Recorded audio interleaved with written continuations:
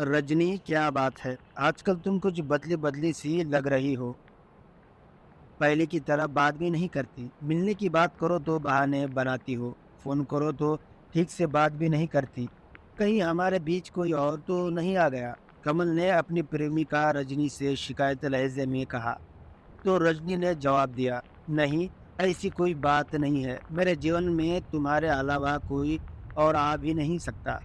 रजनी और कमल लखनऊ के जिले थाना निगोहा क्षेत्र के गांव अहनीवार के रहने वाले थे। दोनों का काफी दिनों से प्रेम संबंध चल रहा था। रजनी, फिर भी मुझे लग रहा है कि तुम मुझसे कुछ छिपा रही हो। देखो, तुम्हें किसी से भी डरने की जरूरत नहीं है। कोई बात हो तो मुझे बताओ। हो सकता है मैं तुम्हारी कोई मदद कर सकूं। कमल ने रजनी को भरोसा देते हुए कहा। कमल, मैंने तुम्हें बताया नहीं, पर एक दिन हम दोनों को हमारे फूफा गंगा सागर ने देख लिया था। रजनी ने बताया। अच्छा, उन्होंने घर वालों को तो नहीं बताया? कमल ने चिंतित होते हुए कहा। अभी तो उन्होंने नहीं बताया, पर बात छुपाने की कीमत मांग रहे हैं, रजनी बोली। कितने पैसे चाहिए उन्हें? कमल ने पूछा। नहीं, पैसे नहीं, बल्कि एक बार मेरे साथ चाहते हैं। वह धमकी दे रहे हैं कि अगर उनकी बात नहीं मानी तो वह मेरे घर में पूरी बात बताकर मुझे घर से निकलवा देंगे। रजनी के चेहरे पर चिंता के बादल छाए हुए थे।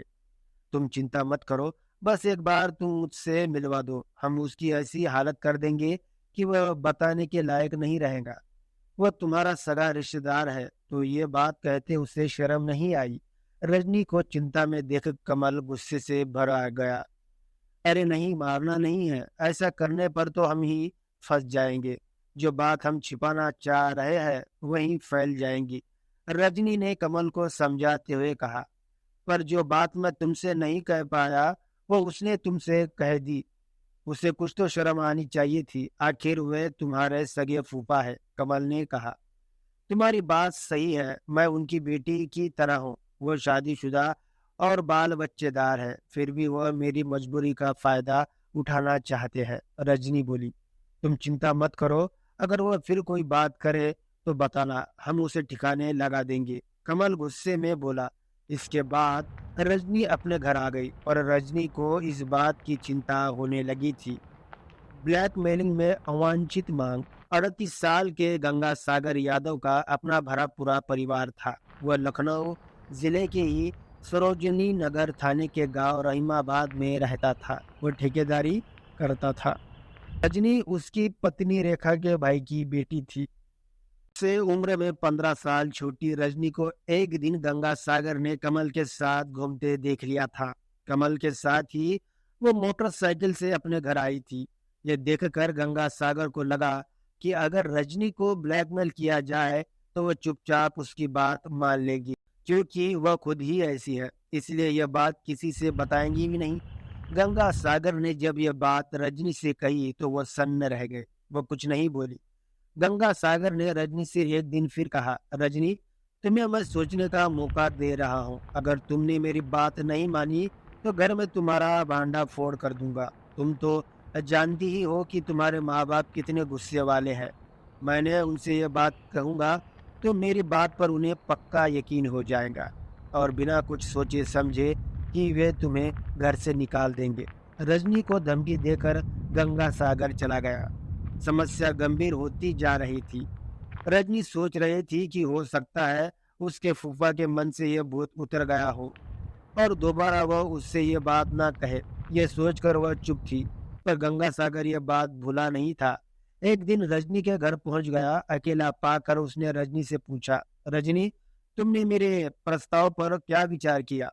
अभी तो कुछ समझ नहीं आ रहा है कि क्या करूं। देखिए फूफा जी, आप मुझसे बहुत बड़े हैं, मैं आपके बच्चे की तरह हूँ, मुझ पर दया कीजिए। रजनी ने गंगा सागर को समझाने की कोशिश की। इसमें बड़े छोटे जैसी कोई बात नहीं है, मैं अपनी बात पर अड़ी हूँ। इतना समझ लो कि मेरी बात नहीं मानी तो भांडा फोड़ दूंगा। इससे कोरी धमकी मत समझना, आखिर बैर समझा रहा हूँ। गंगा सागर की बात सुनकर रजनी कुछ नहीं बोली। उसे यकीन हो गया था कि वह मानने वाला नहीं है। रजनी ने यह बात कमल को बताई। कमल ने कहा, ठीक है, किसी दिन उसे बुला लो। इसके बाद रजनी और कमल ने एक योजना बना ली कि अगर वह अभी भी नहीं माना तो उसे सबक सिखा देंगे। दूसरी ओर गंगा सागर पर तो किशोरी रजनी से संबंध बनाने का भूत सवार था। सुबह होते ही उसका फोन आ गया। फूफा का फोन देखते ही रजनी समझ गई कि अब वो मानेगा नहीं। कमल की योजना पर काम करने की सोचकर उसने फोन रिसीव करते हुए कहा, फूफा जी, आप कल रात आइए, आप जैसा कहेंगे मैं करने को तैयार हूँ। रजनी इतनी जल्दी मान जाएंगी, गंगा सागर को ये उम्मीद नहीं थी। अगले दिन शाम को उसने रजनी को फोन कर पूछा कि वो कहाँ मिलेंगी।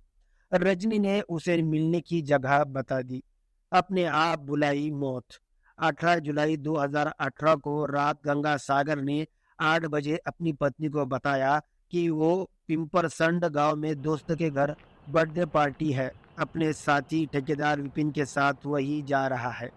गंगा सागर रात 11 बजे तक भी घर नहीं लौटा तो पत्नी रेखा ने उसे फोन किया, लेकिन उसका फोन बंद था। रेखा ने सोचा हो सकता है ज्यादा रात होने की वजह से वह वहीं रुक गए होंगे, सुबह आ जाएंगे।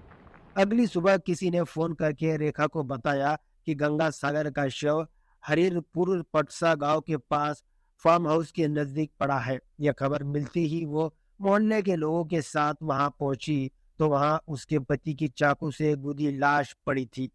सूचना मिलने पर पुलिस भी वहां पहुंच गई। पुलिस ने जरूरी कार्रवाई करके लाश पोस्टमार्टम के लिए भेज दी और गंगा सागर के पिता श्री कृष्ण यादव की तहरीर पर अज्ञात लोगों के खिलाफ मुकदमा दर्ज कर लिया। कुछ देर बाद पुलिस को सूचना मिली कि गंगा सागर की लाल रंग की बाइक घटना स्थल से 22 किलोमीटर दूर असोहा थाना क्षेत्र के भावलिया गांव के पास सड़क किनारे एक गड्ढे में पड़ी है। पुलिस ने वह बरामद कर ली। जिन क्रूरता से गंगा सागर की हत्या की गई थी, उसे देखते हुए सीओ मोहनलालगंज बिना सिंहों को लगा कि हत्या की मृतक से कोई गहरी खुंदगी थी। इसलिए उसने चाकू से उसका शरीर गोद डाला था ताकि वह जीवित न बच सके। पुलिस ने मृतक के मोबाइल की कॉल डिटेल्स निकलवा कर उसका अध्ययन किया। इसके अलावा पुलिस ने उसकी सालियों साले पति पत्नी सहित कुछ साथी ठेकेदारों से भी बात की। एसएसआई रामफल मिश्रा ने कॉल डिटेल्स खंगालनी शुरू की तो उसमें कुछ नंबर संबंधित मिले।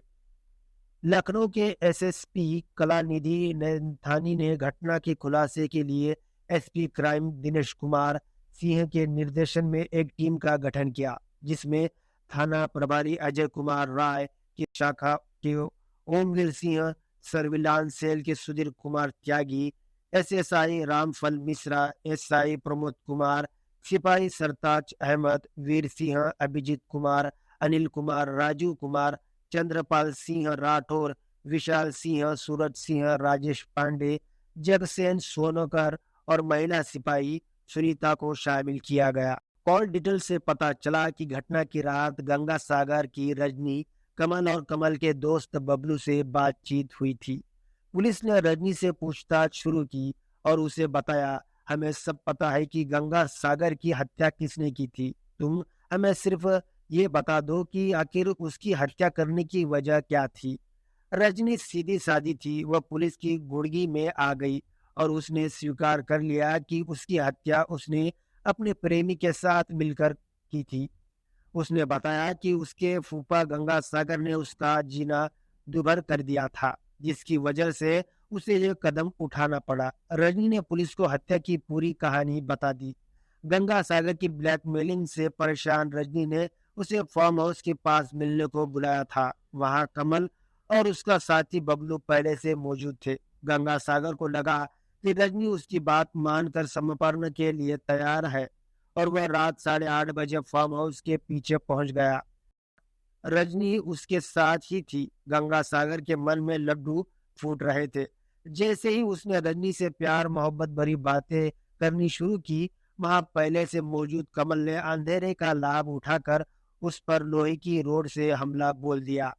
गंगा सागर वहीं गिर गया तो चाकू से उसकी गर्दन पर कई वार किए। जब वो मर गया तो कमल और बबलू ने खून से सने अपने कपड़े, चाकू और रोड वहां से कुछ दूरी पर झाड़ के किनारे जमीन में दबा दिया। दोनों अपने कपड़े साथ लेकर आए थे। उन्हें पहनकर कमल गंगा सागर की बाइक लेकर उन्नाव की ओर भाग गया। बबलू ने रजनी को अपनी बाइक पर बैठाकर गांव ले आया और उसे उसके घर छोड़ दिया। कमल ने गंगा सागर की बाइक भावलिया गांव के पास सड़क किनारे गड्ढे में डाल दी, जिससे लोग गुमराह हो जाए। पुलिस ने बड़ी तत्परता से केस की छानबीन की और हत्या का 4 दिन में ही खुलासा कर दिया। एसएसपी कलानिधि नैथानी और एसपी क्राइम दिनेश कुमार सिंह ने केस का खुलासा करने वाली पुलिस टीम की तारीफ की। कथा पुलिस सूत्रों पर आधारित। कथा में रजनी परिवर्तित नाम है।